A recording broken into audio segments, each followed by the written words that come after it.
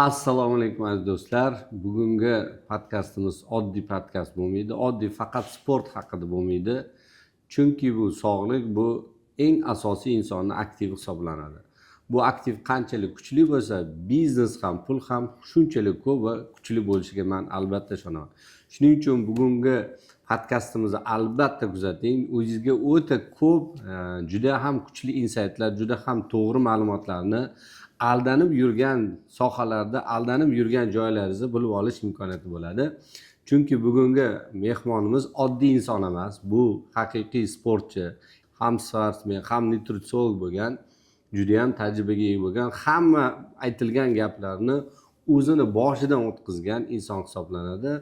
Mehmonimiz Rustam aka Po'latov. Rustam aka, xush kelibsiz bugungi podkastimizga. Birinchi savol, sal qattiqroq savol beraman. Xafa bo'lmaysiz. Juda ko'pchilik sportni ozishni chiroy uchun deb o'ylaydi. Aslida nima deb o'ylaysiz? Bu qanchalik semizlik odamni pul topishiga ta'sir qiladi?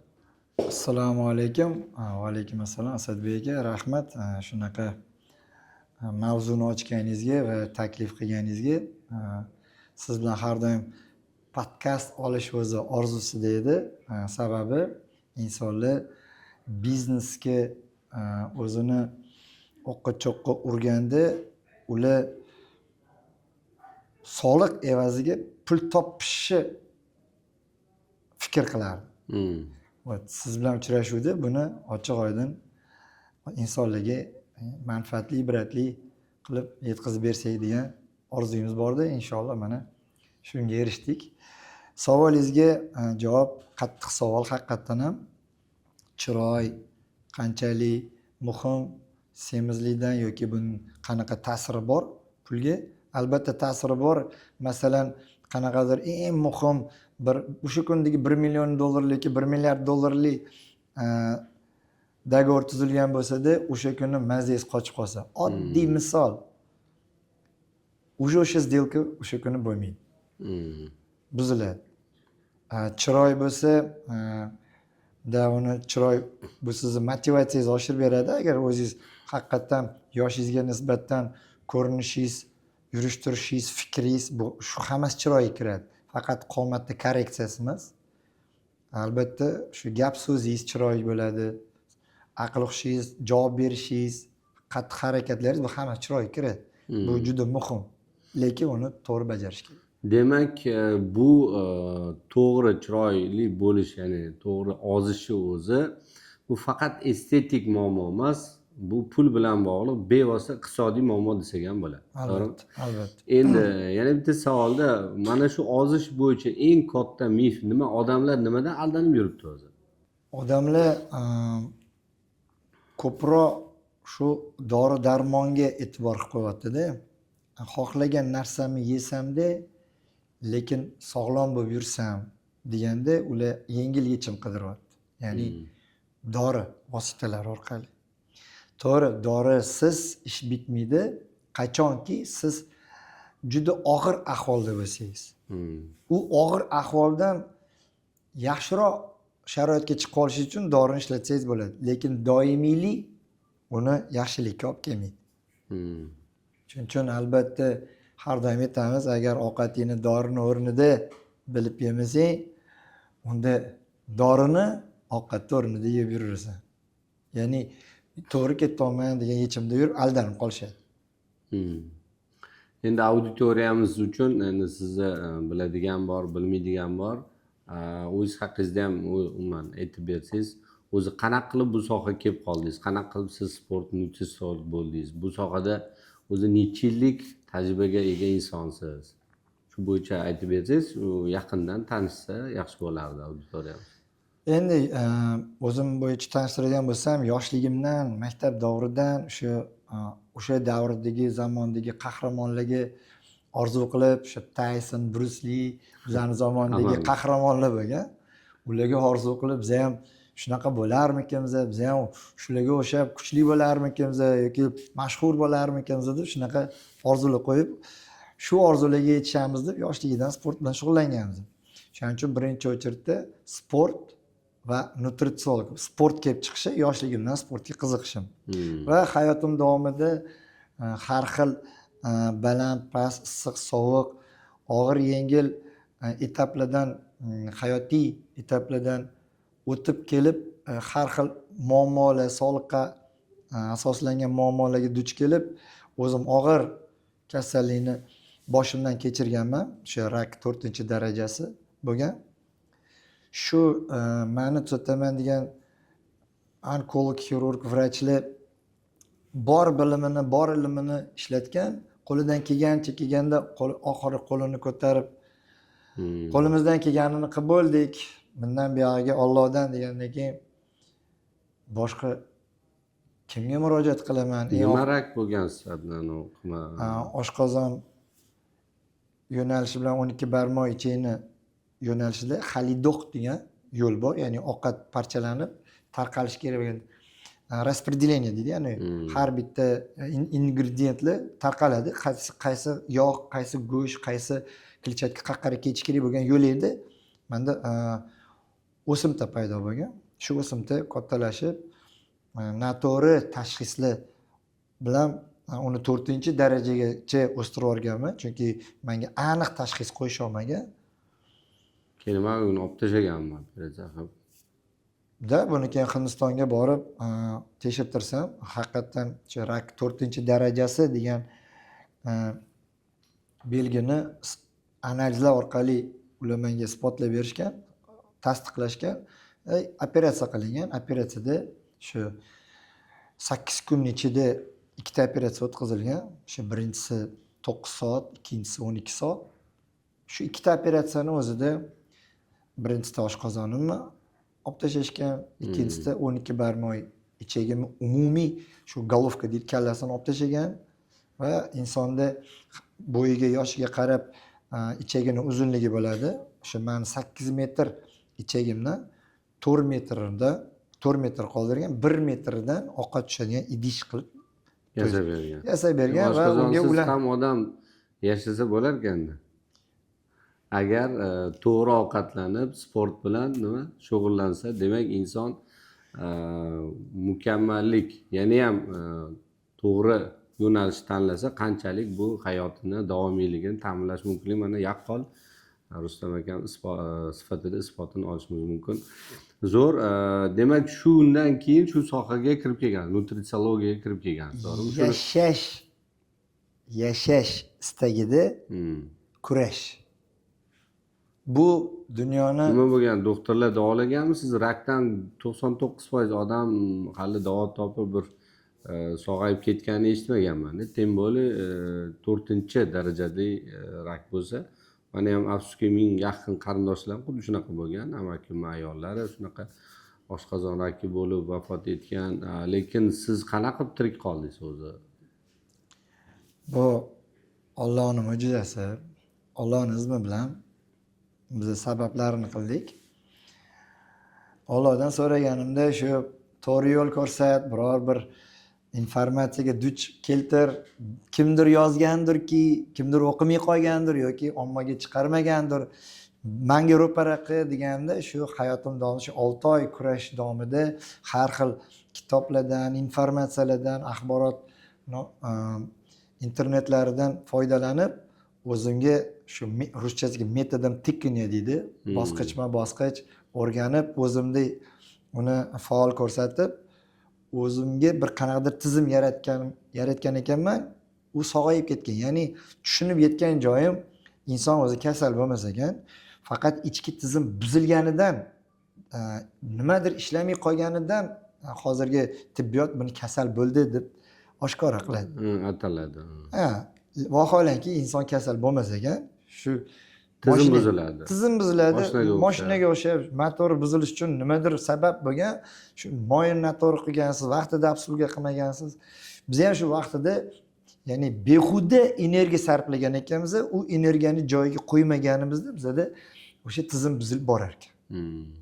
Shu tizimlarni tushunib, o'zim ustida ishlab, sog'aygandan keyin o'zim zo'r his qilgandan keyin shu o'zimni onkolog xirurgimga murojaat qilganman. Men shunaqa bo'lyapman, yaxshi bo'lyapman deb murojaat qilganda u o'zi ulardan ketganimdan man boshqa bir bola qaytib kelmaydi deb o'ylagan. Hmm.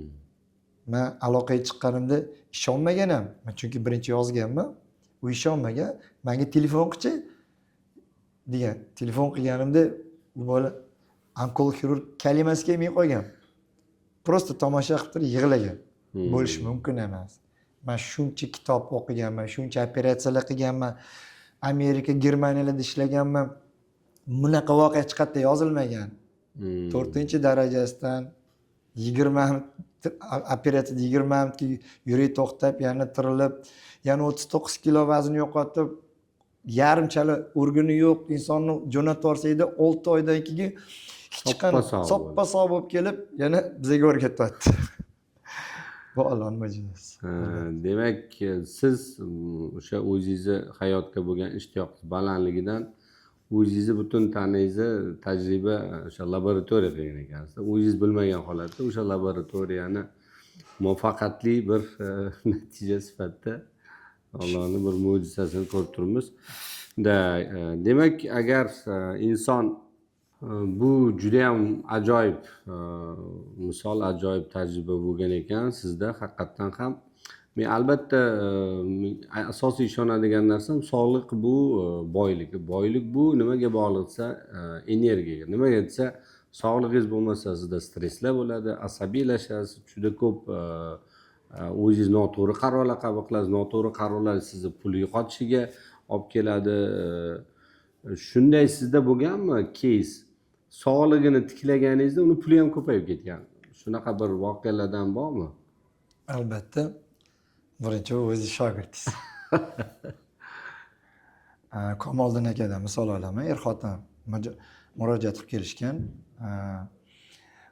Bizada shu semizlik, unga yaqqol mana bu rasm, mana ularni do holati va ularni mana bu holatlari. Endi ular o'zlari kasblaridan kelib chiqib, o'sha paytda menga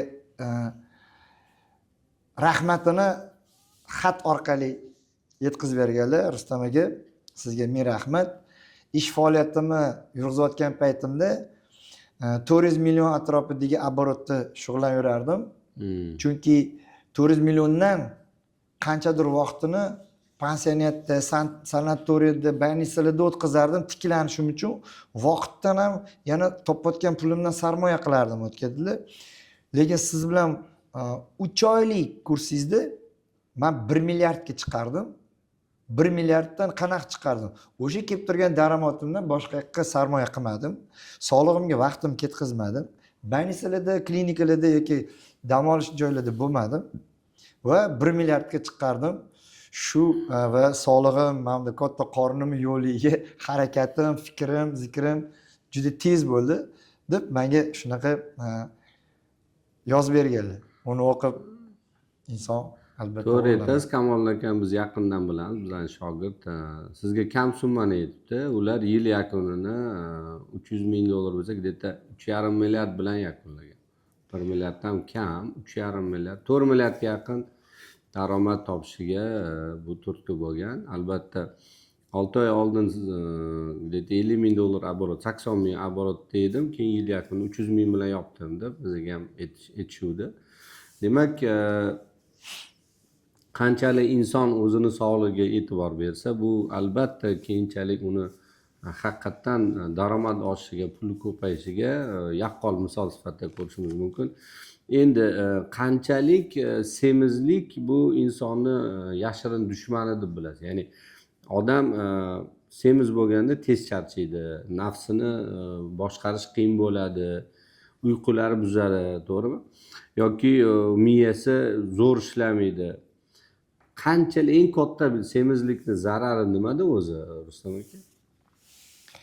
Endi o'sha boyga birinchi hamma savollaringizni javobi bitta javobga taqaladi. Har doim semizlikni yomonligi hayotingizni, umringizni, topayotgan pulingizni umringizni qisqarishga ishlatayotganingiz. Maqsad nima? Biznes siz oldingizga kelishdi, biznes o'rgatdingiz, pul topishni o'rgatdingiz, tizim yaratib berdingiz, 100 so'mni 2x deydimi? 2x 10x qilishni o'rgatdingiz. lekin u puldan sarmoyani to'g'ri sarflayaptimi, o'zini sog'lig'iga investitsiya qilyaptimi yo'qmi? То есть ko'p puldan o'ziga zo'r komfort hayot yaratib, xohlagan narsasini yeyapti, xohlagan joyda bayram o'tkazyapti-da, lekin umrini qisqartirayotgani o'zi tushunayotgani yo'q. То есть hayotingizni, umringizni o'sha topgan pulingizga qisqartirayotganingizga olib keladi semizlik. Maqsad nima? Topgan pulga tezroq hayotdan qutulishmi? Ham ko'p pul topib yaxshi yashayman deydi-yu, lekin u yaxshi yashayman degani umrini qisqarayotganligini o'zi tushunmayotgan bo'lar ekan demak. Komfort. Ya'ni ko'p pul topgandan keyin odam ko'p narsalarga imkoniyat ochiladi. Oldin ololmagan, oldin yeyolmagan, oldin o'sha iste'mol qilmagan narsalarni iste'mol qilish boshlaydi. Tabiiyki semiz bo'ladi. Semizlik eng katta yomon umr qisqartirishiga olib keladi. Albatta. Bu yerda semizlik nimadan kelib chiqadi? Keling endi ovqatlanishga o'taylik. Hammasi menimcha borib to'g'ri ovqatlanishga borib ta'sir qilsa kerak, to'g'rimi? Albatta. Hozirgi kunda biznesmenlarning eng katta noto'g'ri qanaqa ratsionlar bor? Nima noto'g'ri ovqatlanish odati bor hozir biznesmenlar? Biznesmen ertalab turganda azob bilan turadi. Chunki uni miyasida kechagi bitmagan ishi hali ham hal qilinmagan bo'lsa, o'shani miyasida hali yurg'izayotgan bo'ladi. Kechiga aytib shu 100 ming dollarim qolib ketdi dedi, shuni nimadir qilishim kerak edi deb, yo qarz, yo berish kerak, yo olish kerak bo'lganda, u shuni miyasida aylantiradi. Birinchi miyadan boshlanadi. Tezroq o'sha ishni hal qilish uchun tez yoki umuman ertalab nonushta qilmay yugurib chiqib ketadi, ko'chada qolaman deydi. Chunki vaqtdan yutay deydi. Vaqtdan yutaman deb sog'liq evaziga vaqt yutaman deydi. Eng katta xatosi sog'liq evaziga pul ishlash. Eng katta va tez yeydigan imkoniyati bor, ya'ni yugurib ketayotganda ham yeb olsa bo'ladigan ovqatlarga o'zini jalb qiladi. Albatta shu vaqtga taqaladi. Chunki unga vaqt yetmayotganligidan tez shirin shakar ovqat yeydi. Ya'ni harakat yo'q, miya ishlayotibdi, xarajat bor, lekin uni ta'mirlab beradigan oziqa yo'q. Shu ularning katta xatosi. Endi hozir mana semizlikka ko'pchilik shirin narsalar bilan, shakar bilan bog'laydi. Qanchalik o'sha shirin shakarli mahsulotlar insonni o'sha sog'lig'i kechishiga, noto'g'ri qarorlar qabul qilishiga ta'sir qiladi? O'sha shakar mahsulotlari. Shu savolingizga misol keltiraman. Sizda turbo yoqilg'i ishlatadigan mashinangiz bor. Keling, Malibu deylik. Malibu turbo. Unga necha benzin quyish kerak? Eng kamida 95 oktanoviy chislov yoki 100. Siz pulingiz bo'lmay qoldi, yoki vaqtingiz bo'lmay qoldi, yoki o'sha benzin topa olmay qoldingiz, 80 qo'ydingiz. Bir martada hech narsa bo'lmaydi. Lekin qarasangiz 80 arzon ekan va ko'proq ekan deysizda, o'shanga o'rganib olasizda, 80 benzin qo'yib ekonom qilman deb yurasiz. Vaholanki mashinaning ichki tizimini buzayotgandan siz xabardor emassiz. U buzilib boradi, ya'ni nakopitelniy proses deydi. To'plab, muammo to'plagandan keyin faqat bir kuni buziladi. Eng muhim boyaga $1 million shartnoma tuzish kerak bo'lgan kuni mashinangiz yarim yo'lda qolib ketdi. Bu javobingizdan bitta yana savol chiqadi-da, haqli. Demak, to'g'ri ovqatlanish qimmatmi? Yo'q. To'g'ri ovqatlanish mashinaga yetyapti, 80 benzin arzon deyapti. Demak, 91, 95 u narxi tabiiyki balandroq. Demak, insonni ham to'g'ri ovqatlanaman, semiz bo'lmayman desa, qimmatroq to'lashga tayyor bo'ladimi? Qimmat sarflash kerak bo'ladi ko'p narsalarni. Yo'q, siz ovqatlanish sonida puldan yutib ketyapsiz. Tez yonib ketgan benzinga tez quyib turishingiz kerak degan ma'no kelib chiqadi. Ya'ni 5 mahal, 6 mahal yeyishingiz kerak. Chunki miya ishlamayapti, nimadir yeyishib, yugurib ketaverasiz.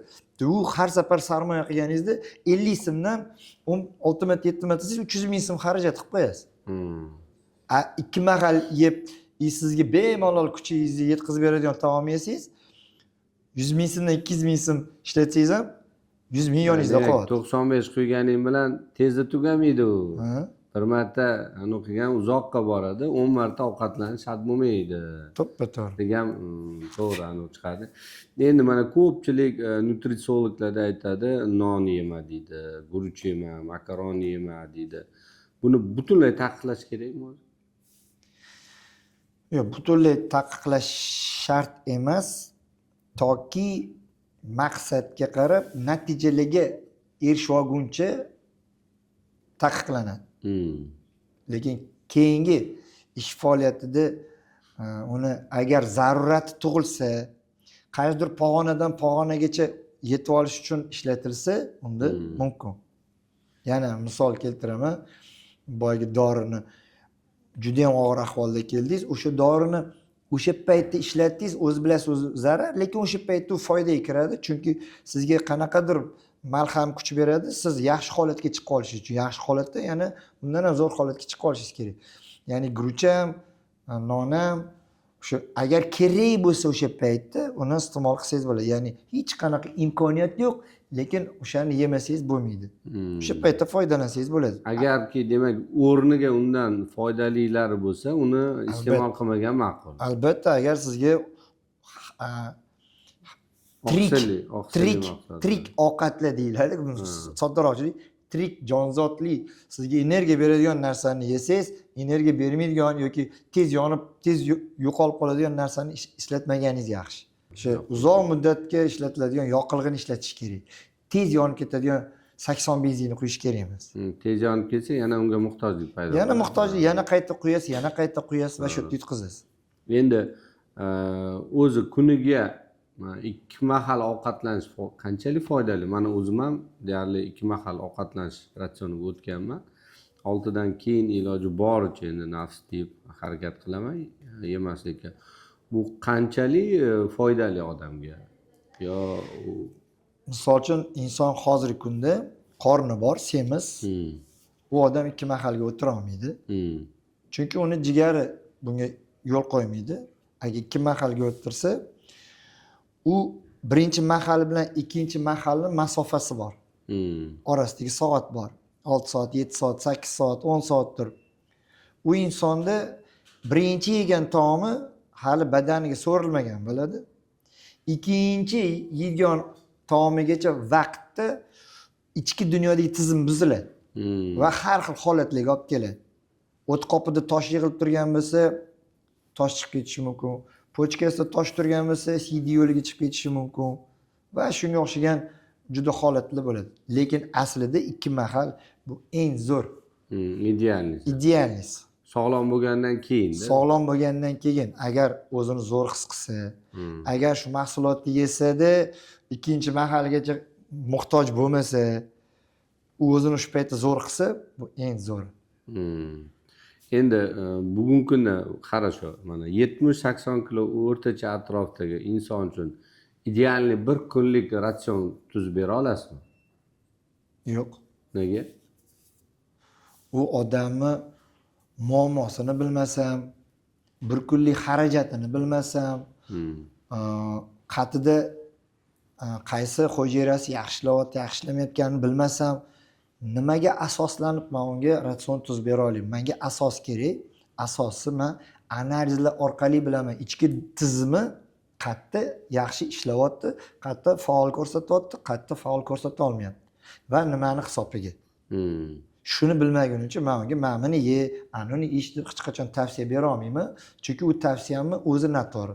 Ko'p nutritsiologlar yoki dietologlarni eshitaman, ko'raman shu Instagram sahifalarida. Mana buni ye, mana buni ye, mana buni ye, mana buni yema, shunda zo'r bo'lasan deydi. O'shada shunaqa narsa borki, odam masalan dietologga yoki nutritsiologga borsangiz, hech qanaqa tashxis qo'ymasdan, hech qanaqa analiz olmasdan, ular men doktor emasman deb bir kunlik ular ratsion tuzib beradi-ku. To'ppa Siz to'g'ri. ham unaqa qilmaysiz, nima sizda unaqa boshqachami sizda uslubingiz? Mendagi uslub insonni analizlar asosida uni ichki tizimi qayerda qanaqa muammosi borligini bilib, keyin o'sha tizimni tiklab berishim uchun o'sha ichki dunyosida nimani hisobiga nima ko'payib ketgan, nimani hisobiga nima kamayib ketgan, nima shu paytda nima ishlamayapti, nima ishlayapti. Endi o'rniga shu balansiga qo'yishim uchun nimalar qilishim kerakligini rejasi kelib chiqadi. Shu reja asosida haftalik tuzib beraman. Shu oshqozonidami, yuragidami, tomiridami, muskulidami, fikr zikridami hammasini hisobga olaman. Shu tizimni tiklash maqsad. Shunga qarab men ish yuritaman. Ya'ni uni yoshi, uni vazni, uni ish faoliyati, undagi ichki hujayralar qat'i jarohatga yetganlarni bilishim kerak men. Demak, individual podxod qilar ekansiz har bir insonga alohida, ya'ni o'zini individual ratsioni, Albatta. individual uni ovqatlanish tizimi, individual uni o'sha harakatlar dasturi sizda alohida bo'ladi. Ya'ni hammaga ko'pchilik beradigan buni yesang bo'ladi, yemasang bo'lmaydi, bunda sen ozasan, bunaqa yemasang nima ozmaysan degan umumiylikdan qochgansiz, individuallik. Yaxshi tushundim bu bo'yicha. Demak, mifdan qutulishilar kerak. Ya'ni hammaga bir xil ratsion bu to'g'ri podxod emasligini tushunishlar mumkin bo'ladi bu yerda. Xo'p, endi ko'pchilik aytadi, sport bu energiya deydi. Energiya, ya'ni sport bilan shug'ullanish asosiy.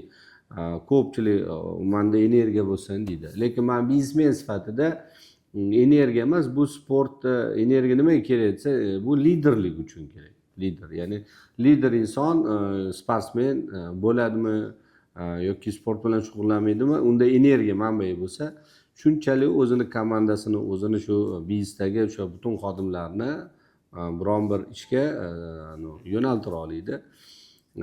O'zi ideal holatda mana shu sport bilan qanchalik shug'ullanish kerak? Necha kunda bir marta shug'ullangan to'g'ri hisoblanadi? Har kuni shug'ullanish kerakmi yoki ertalabmi yoki kechqurun? Bir xil aytadi, kechqurun deydi, bir xil ertalab deydi, bir xil har kuni deydi. O'shani normalar bormi o'zi? Sadbeyga hozir shunaqa savol berdingiz. Uncha trener ham bu savolga javob bera olmaydi. Lekin shu yerda bu insight, fishka. Sir ochasizmi shu yerda? Trenirovka degani so'zi ma'nosi o'zi nima? Ya'ni siz o'zingizni nimagadir tayyorgarchilikka olib boryapsiz. Ya'ni bu xarajatga olib keladi. Siz uni xarajat qilyapsiz. Endi xarajatdan kelib chiqqan holatda xarajatni bilish kerak. Qancha xarajat qildingiz? O'rtachasini emas, maksimumini bilishingiz kerak. O'shandan kelib chiqib, siz uni kirimini to'g'rilashingiz kerak. Ertalab faraz qiling, mexanik soatingiz bor, misol keltiraman. U soatni kechqurun zavod qilib qo'yasizmi? Ertangi kechqurungacha yetish uchun yoki ertalab zavod qilib qo'yasizmi? Shu kunning kechgacha yetishi uchun. Meni misolimda men ertalab zavod qilaman. U menga kun davomida kerakli bo'lgancha kechgacha ishlab berishi uchun. Uni ertasi kuni yana ertalab zavod qilaman. Kundalik menga o'z ish faoliyatini vaqtida yetib turishi uchun. O'shaning uchun trenirovkani ertalab qilasiz, kun davomida zaryadga olib olishingiz uchun. Kechgacha yetish uchun. Organizm ertagacha shu ertalab nechagacha qilish kerak? Shunaqa analiz bor. Shunga analiz bor, spoti. Kortizol degan gormonga topshirsangiz, o'sha yerda yozib qo'yibdi. Do poludnya 138 dan 690 gacha yozib qo'yibdi. Bu degani uyg'onganingda senda shu kortizol hech narsa qilmasang, sen uchun yordam beradi. Obedgacha bo'lgan vaqtingda yegan ovqatingdan senga insulin yasab beradi, miya oziq olib, uyg'onib olib, tiklanib olishing uchun degan joyi bor. Ikkinchisi posle poludnya degan joyi bor. Ya'ni obeddan keyin degan joyi bor. 60 dan 345 gacha tushadi. Ya'ni tinchlanish kerak, uyquga tayyorgarchilik ko'rish kerak degan ma'noni bildiradi. Ya'ni siz ham ertalab sarmoya qilgansiz, tanangizga yegan ovqatingizdan zavod qilib oldingiz. Organizm kun bo'yi ishlab, kechqurun dam olib, uyquga kirish kerak. Ya'ni tinchlanish kerak. Demak, kechqurungi sportlar bu xato ekanda shug'ullanishlar. Endi hozir xato atsam, butun umr kechqurun trenirovka qilayotgan, kechqurun trenirovka qilayotgan Cho'p insonlarga dushmandek bo'lib qolaman, lekin bu fakt. Ha. Iloj bo'lsa shu obedgacha shug'ullangan eng to'g'risi deysiz. Agar siz obedgacha shug'ullanmasangiz, sizni yegan ovqatingizdan kun davomida miya oziqa olib ish faoliyatini yuritishi kerak edi. Lekin siz hech qanaqa harakat qilmadingiz, kortizol gormon ishga tushsa, sizni yegan ovqatingizni ishlatib yuboradida, siz kun davomidagi miya oziqa olish kerak bo'lgan mahsulotni ishlatib yuborasiz muddatidan oldin. Siz buni tushunmaysizda, obedga borib, men cho'ta energiyam qolmay qoldi, to'ta bitta kofe ichib olay, to'ta bitta shirinlik yeb olay deb yoki birorta energetik ichib olasiz. Vaholanki ichki dunyoyingizdagi tizim noto'g'ri ishlayotgan bo'ladi. Bu katta siri bu. Demak, har kun shug'ullanish kerakmi obedgacha yo qanaqa o'zi? Har kun shug'ullansangiz, qanaqa? siz yeyotgan ovqatingiz har kun ta'mirlab berishga javob beradimi? Siz yana bitta misol, mashina kuni bo'yi ishlatdingiz. Kechqurun uxlagan kirib ketganingizni mashinangizni o'chirib qo'yasizmi yo zavod bo'lib turadimi? Nimaga? Chunki kerak emas paytda yana ishlash noto'g'ri yo'q. Nimasi noto'g'ri? Xarajat bo'ladi-yu. Benzin просто так Просто ko'rdingizmi? Energiya, organizm shunaqa. Просто tak buni ishlatib olasiz, hech qanaqa ma'nosiz. Lekin ketiga benzinni quyib qo'yasizmi shu? Yana qanaqa benzin quyib qo'yasiz? Mashinangiz turbaydi, ishlatdingiz, 95 quymadingiz, 80 quyib qo'ydingiz. Mana shunaqa to'plamlar bilan muammolar 40-50 yoshga kelgandan keyin mani oldimga kelishadi, "Aka, mana shu 40 ga kirdim, cho'ta mazam bo'lmayapti" deydi. U o'sha yoshligidan shu muammolarni to'plab kelgani uchun bir kunda bo'lmaydi demak. bir kunda bo'lmaydi. Organizm shunaqa Alloh taolo yaratganki, millimetrgacha hammasi hisoblagan, sizni himoya qiladigan ichki dunyoyingizni tizimi shunaqa himoya qiladigan tizimi kuchli. Oxiri bo'lmaganda o'sha u ham nima tiqilganda nuka buzilar ekanda bundoq qaraganda. Sizga choynakka pelangizga issiq choy quyotasiz, ushlab turingiz mana qilib. Yarmi kelgandan keyin u choynakni to'xtatish kerak edi. Lekin quyur, ko'proq quyil, to'kiladi-da, qo'lingiz kuyatda bor yo'g'ini to'kib olasiz keyin. Shu to'kilguncha kutish kerak emas edi. Buni misol. Demak, bir kun bundan kelib chiqadiki, bir kun shug'ullanib, bir kun tiklanishga imkoniyat berish. Demak, haftasiga 3 marta shug'ullansa bu ideal holat. Eng zo'r holat. Eng zo'r. Siz ichki dunyoyingizni tizimini boyagi soatdek burab qo'yasiz, bir kun ishlab beradi, bir kun dam oladi. Ertasi kuni yana shu soat vaqt tugaydi, yana burab qo'yasiz, ishlaydi, dam oladi. Shu etaplar bilan ishlaydi, bir kun demak tiklanadi. Bir kun ishlashga, bir kun tiklashga Alloh taolo shunaqa qilgan. Kunduzi bor, yorug'lik bor, qorong'ulik bor. Yorug'likda bor ishlagan. Deyapti, kechqurun bor uxlagan deyapti. Xarajat qilgin deyapti. Tiklangin deyapti. Tabiatni o'zgartiraman desangiz, o'zingiz o'zgarasiz, lekin tabiat sizni o'zgartirib tashlaydi. Tabiatda imkoniyati yo'q.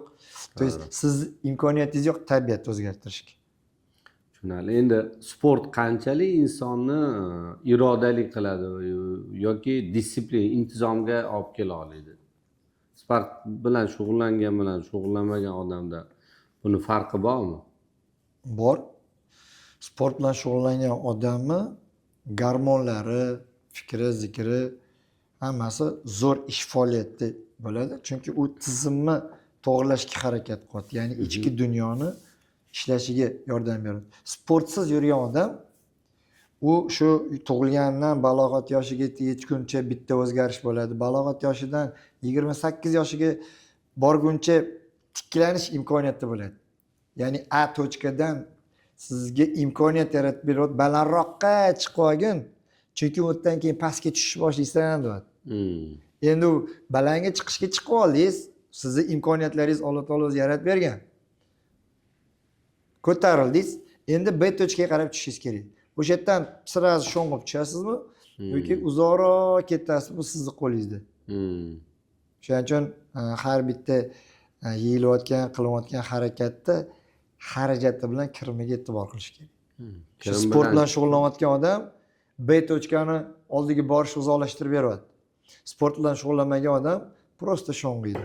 Demak, disiplina qila oladi.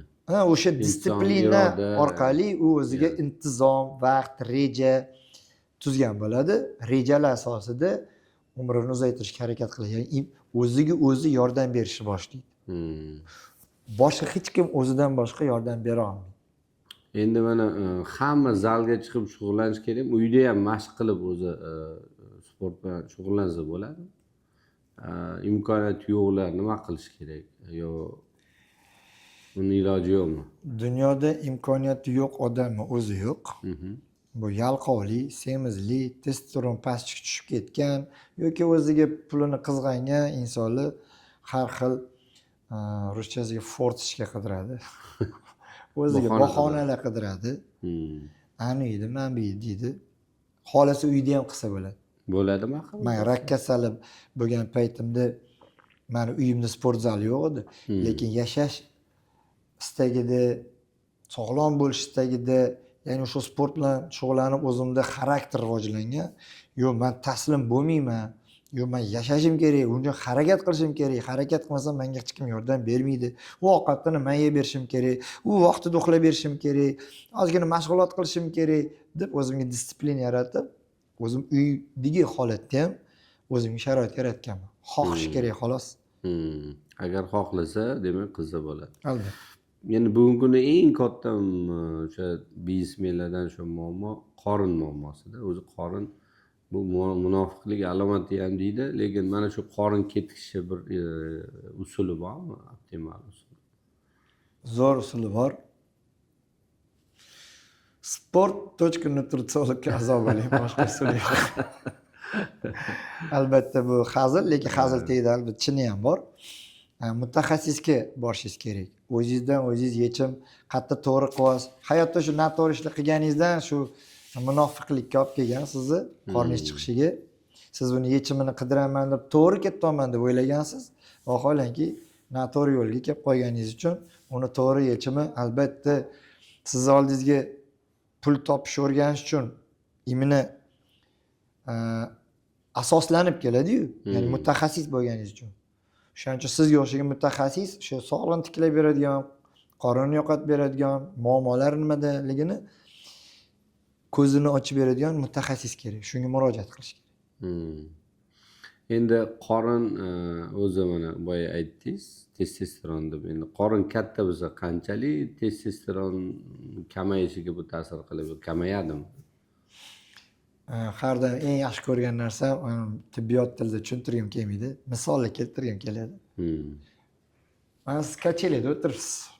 Kachela mana bunaqasiga ishlaydi. To'g'rimi? Bu testosteron, bu estradiol, gormon.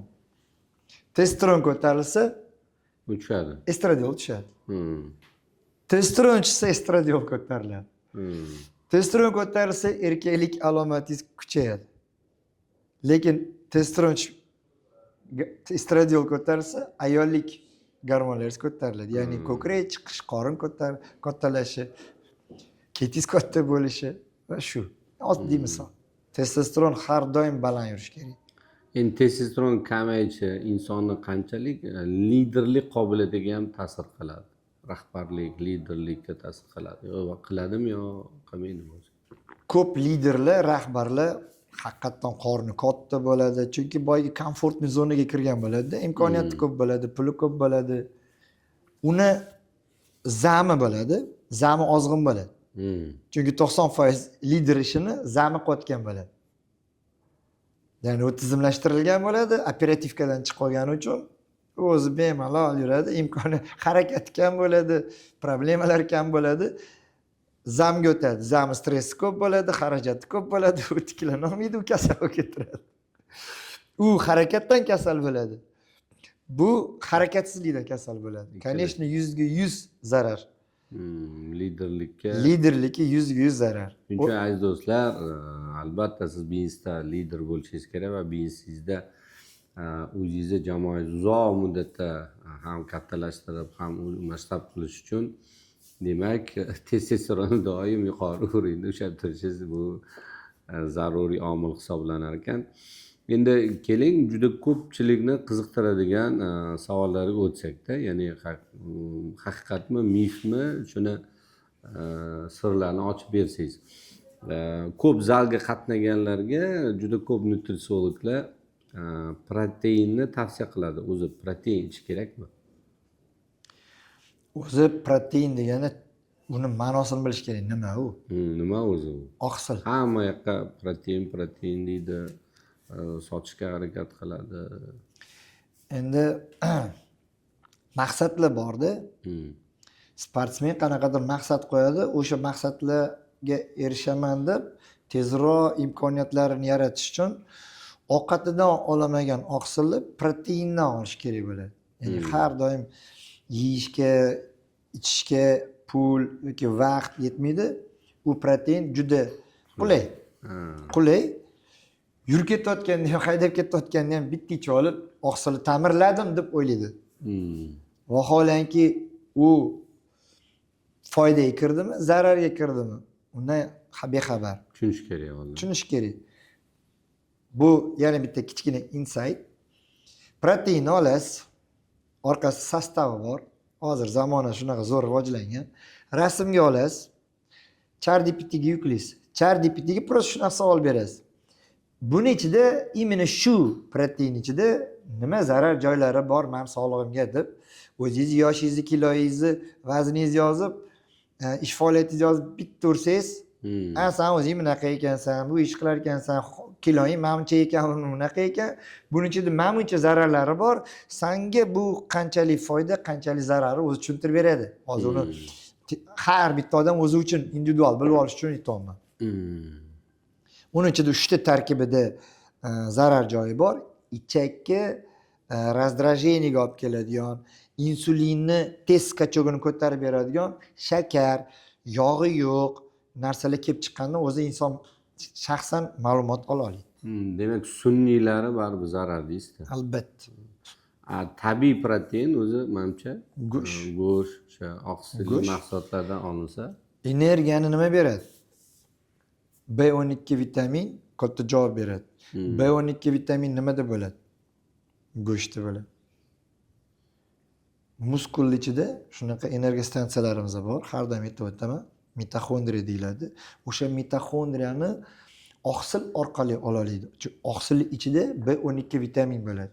Uni eng kerakligi energiya ishlab chiqaradigan mahsuloti B12. B12 go'shtda bo'ladi. Endi ko'plar hozir voy bu go'sht yesam bo'ldi ekan deb o'ylaydi. Yugurib borib go'sht chiqadi.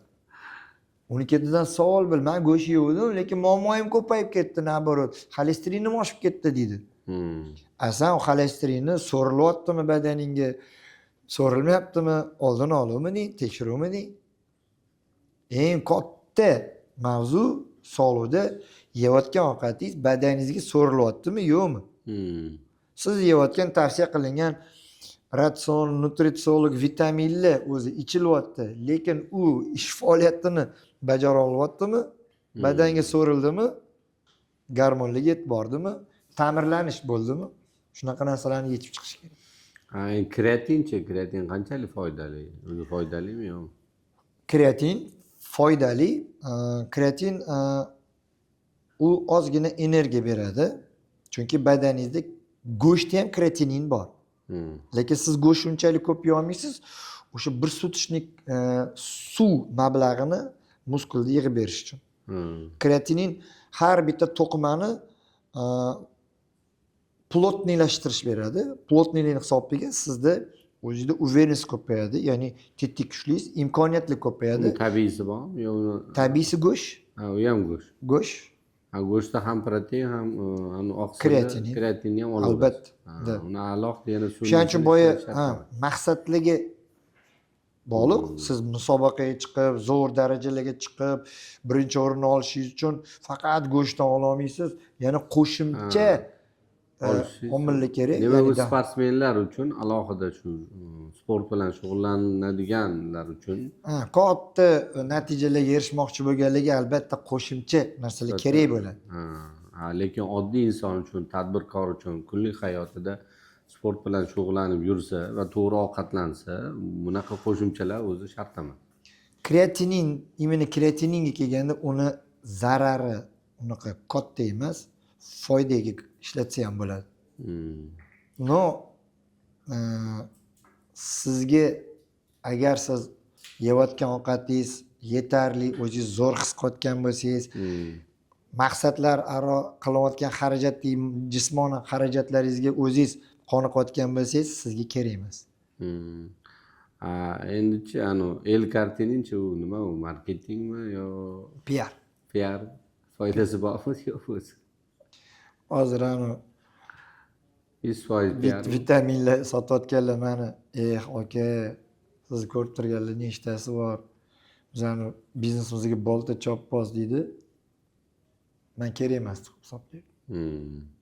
O'qib chiqinglar. Nima foydasi bor, nima zarari bor? Prosta o'zingizlar biliminglarni oshiringlar. Men gapirganim bo'lsa, oz kimgadir dushman bo'lib qolaman. Lekin o'zingizlarni ilminglarni oshiringlar. O'qinglar, o'rganinglar, savol beringlar. Shunaqa zo'r intellektlar chiqqan sun'iy har bitta savolingizga chuqur javob bera oladi, lekin unga ham ishonib qolmanglar hammasi.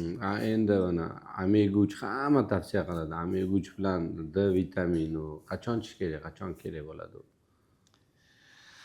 Siz biznesmensiz. Kun davomida necha marta quyoshga chiqasiz?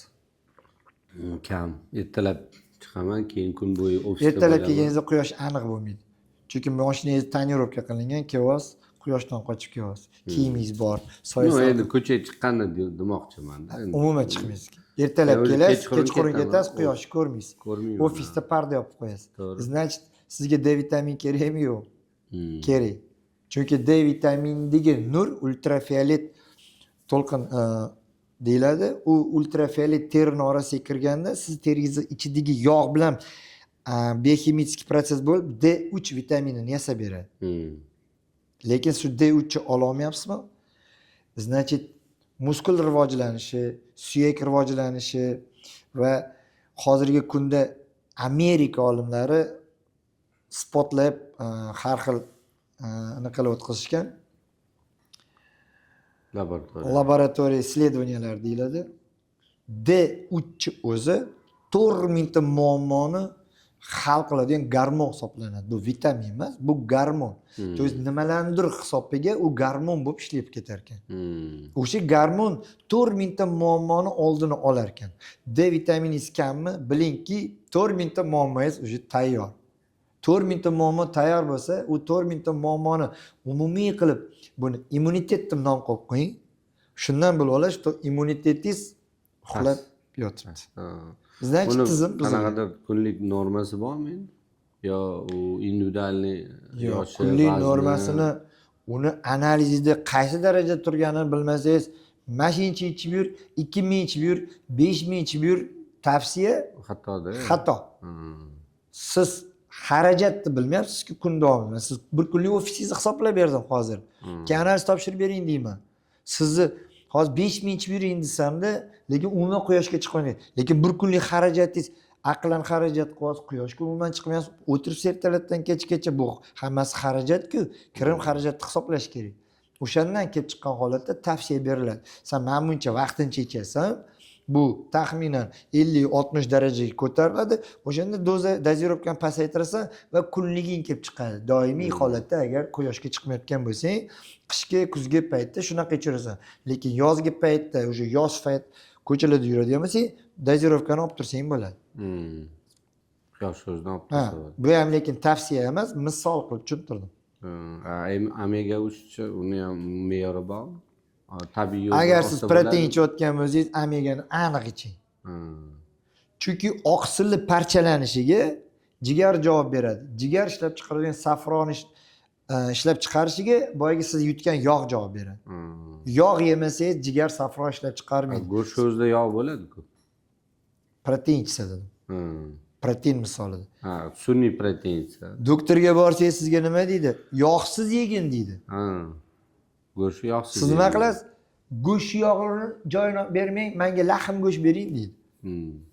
O'sha yutqazadi. O'sha eng katta xato o'sha. Chunki jigar ishlab chiqaradigan stroy materialni bermayapsiz. U qatdan safro ishlab chiqarsin, boyagi yegan go'shingizni parchalab berish, aminokislotalarga bo'lib berish vazifasini o'zingiz buzyapsiz. tushunarli, zo'r. O'ylaymanki judayam bir foydali podkast bo'lyapti va bo'ldi deb o'ylayman. Keling shu eng nuqtasida bir challenge e'lon qilaylik. Ya'ni 7 kunlik bir challenge e'lon qilaylik. Ushbu podkastni ko'rgan va ushbu podkastni albatta siz o'zingizni yaqinlaringizga shu semizlikdan, turli xil kasalliklardan qiynalayotgan, turli xil noto'g'ri ovqatlanish evaziga qanaqadir kasallikni orttirib yuborgan insonlaringizga albatta jo'natib qo'ying. Bu foydadan xoli bo'lmaydi. Va sizlar uchun, tomoshabinlar uchun 7 kunlik bir challenge e'lon qilsak bo'ladimi? Agar ular vaznini, agar uni aytsa, umuman vesini va rost deydimi, bo'yi va vazni aytsa, ularga qanaqadir bitta bepul maslahat formatida va 7 kun davomida ular nima qilish kerak bo'yicha bir maslahat yo'riqnoma bersak bo'ladimi? Bo'ladi. Bizning vazifa insonlarga manfaatli, ibratli yechimlarni yechishga yordam berish.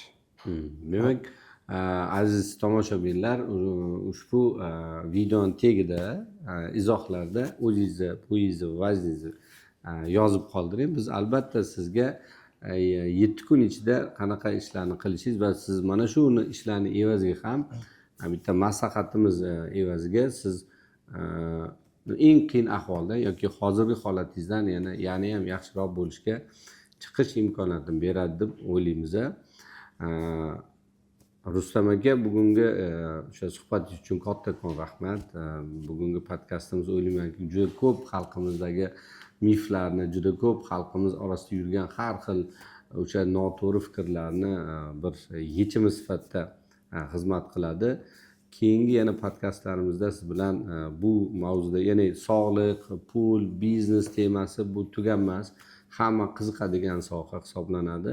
Bitta podkastning o'zida buni menimcha hamma jihatini ochish qiyin deb o'ylayman. Ya'ni vaqt o'zi yetmaydi.